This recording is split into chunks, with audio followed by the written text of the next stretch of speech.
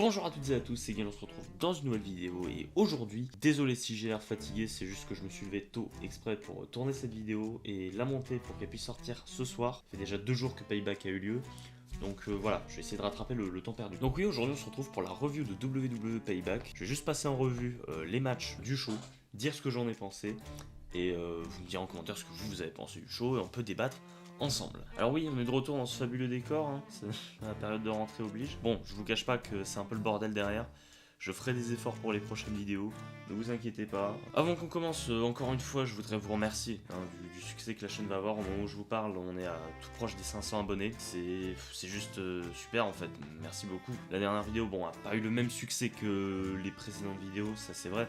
Mais ça a dépassé les 200 vues, ce que je faisais jamais avant, donc ça reste quand même super et merci à vous. On va continuer à faire des concepts sur le catch. Je pense que je vais continuer à faire un peu de tout.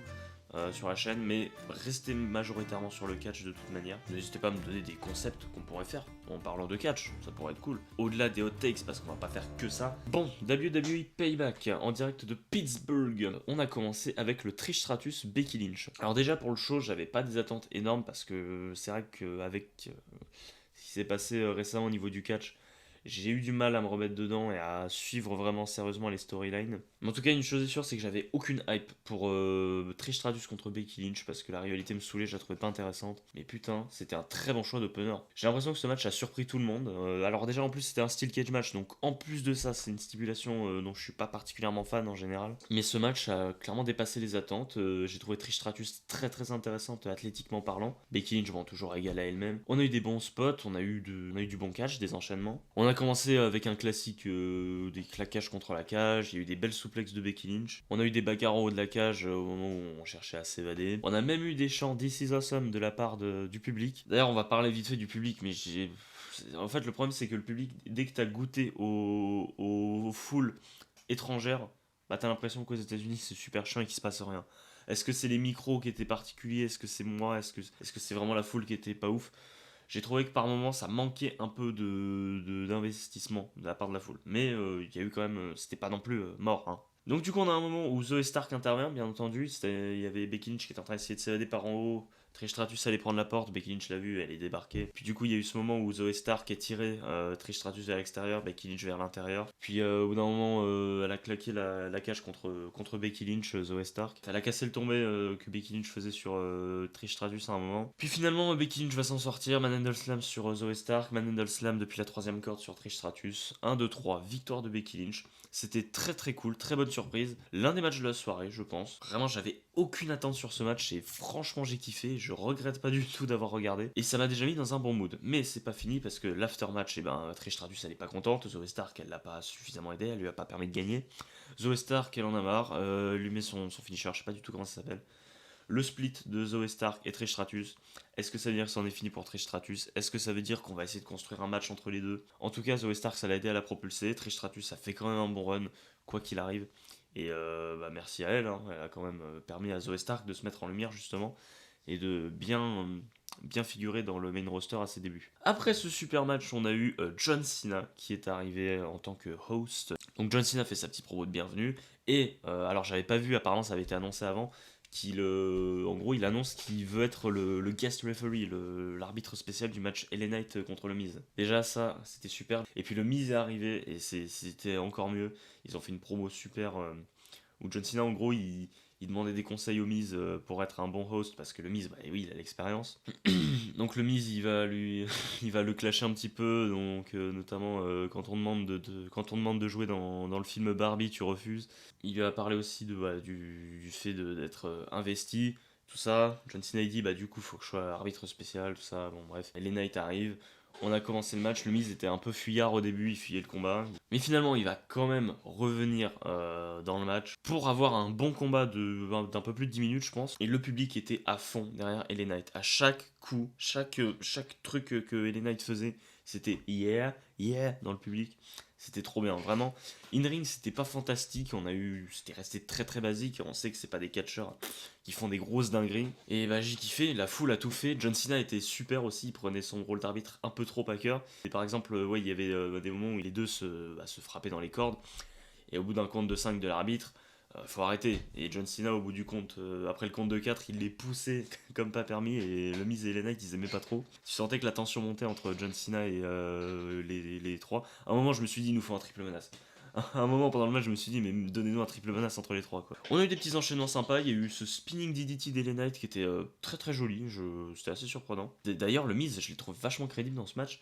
On finit avec un moment où le Miz est en train de s'engueuler un peu avec John Cena. On pensait qu'LA Knight allait pouvoir porter son finisher. Le Miz, il s'est pas fait avoir. Il a contré en partant pour son finisher. Bon, il a été recontré derrière. Mais tu vois, dans beaucoup de matchs, on aurait tout simplement mis le finisher direct et le Miz aurait perdu, quoi. Et je trouve sympa qu'on ait donné un vrai match au Miz et qu'il ait paru crédible. Alors au début, il fuit. Mais après, à aucun moment, il a fui le combat et il a joué les cowards, les lâches. Et franchement, j'ai trouvé ça cool. Donc victoire d'LA Knight, quand même. Le public était content, j'étais content. Faut le pusher à la mort parce que là, c'est vraiment un joyau. Là. À la fin, on a la petite marque de respect entre John Cena et LA Knight. C'était cool, c'était très bien. Super match encore. Pas pour les mêmes raisons que Trish Stratus Becky Lynch, mais c'était très bon aussi. Ensuite, on a eu Rey Mysterio contre Austin Theory, un autre match pour lequel j'avais zéro hype. En tout cas, le match était plutôt cool. On a eu une grosse domination d'Austin Theory au début. Des superbes Fisherman suplex.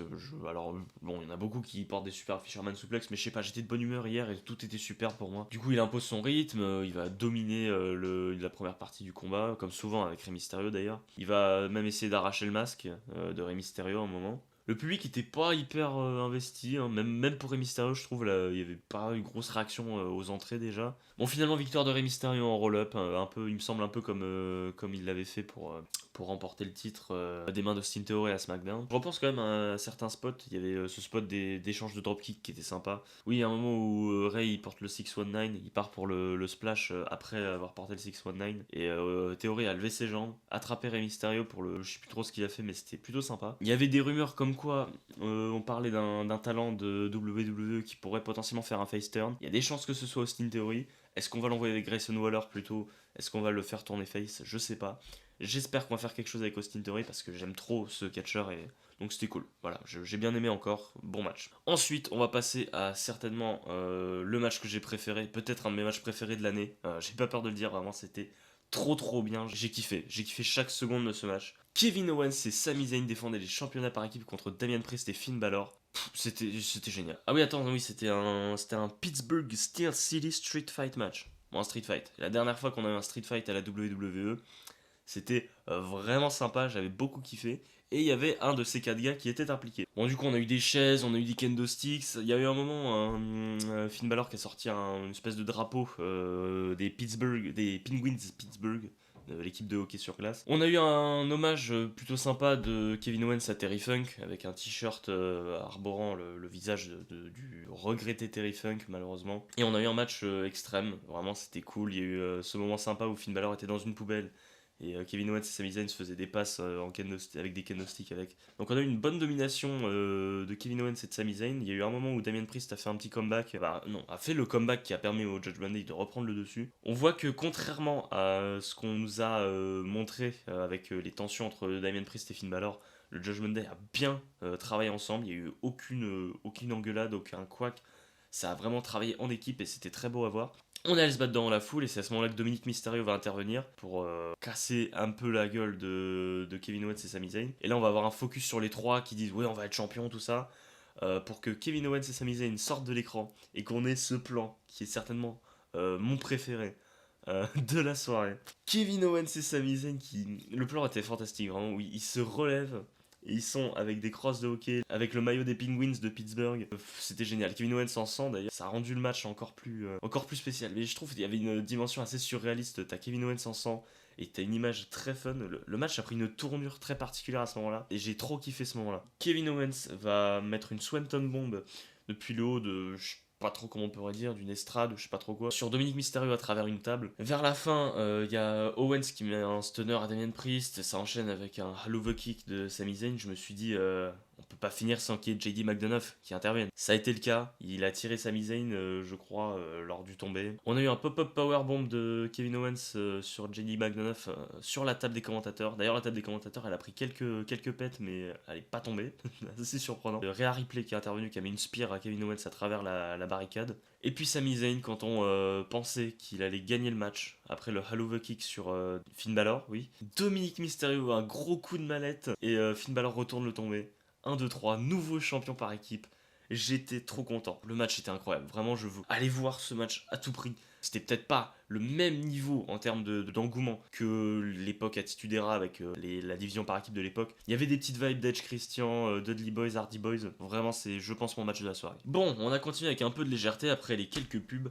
Le Grayson Waller Effect avec Cody Rhodes. Bon, j'avoue que j'ai pas trop noté de quoi il parlait. Cody Rhodes, non, ouais, moi je vais vous introduire le nouveau membre du WWE Euro, Jey Uso. Voilà, donc j'ai accéléré un petit peu le truc, mais Cody Rhodes annonce que Jey Uso rejoint WWE Euro, avec une nouvelle musique d'ailleurs, un remix de Day One-ish. Donc Jey Uso arrive avec une nouvelle musique, belle réaction de la part de la foule. Du coup, c'est sûrement un plan pour écarter les deux frères, hein, pour avoir potentiellement le match à WrestleMania. Pourquoi pas les voir en solo du coup, et leur donner des programmes en solo. C'est vrai qu'on les a quasiment jamais vus chacun de leur côté. Je ne demande qu'à voir. Grayson Waller, il commence à poser des questions à Jey Uso, nanana, puis bon, Jey Uso il en a marre, super kick. Et puis voilà, c'était cool. Voilà, on est content de revoir Jey Uso. Ensuite, on a enchaîné avec Rhea Ripley contre Raquel Rodriguez pour le championnat du monde féminin. Et la prestance, l'entrée de Rhea Ripley avec la musique, elle est géniale. Vraiment, je suis fan de Rhea Ripley actuellement. C'est vraiment dommage que le règne, en tout cas au niveau des matchs et des rivalités, ne soit pas aussi pertinent que ça. Ce qu'on a beaucoup mis en avant dans ce match, c'est le fait que Rhea Ripley soit opposée à plus grande et plus puissante qu'elle. Malgré tout, elle va prendre le dessus et même être très arrogante, forcément, dû à son personnage. On n'a pas eu un rythme ultra effréné,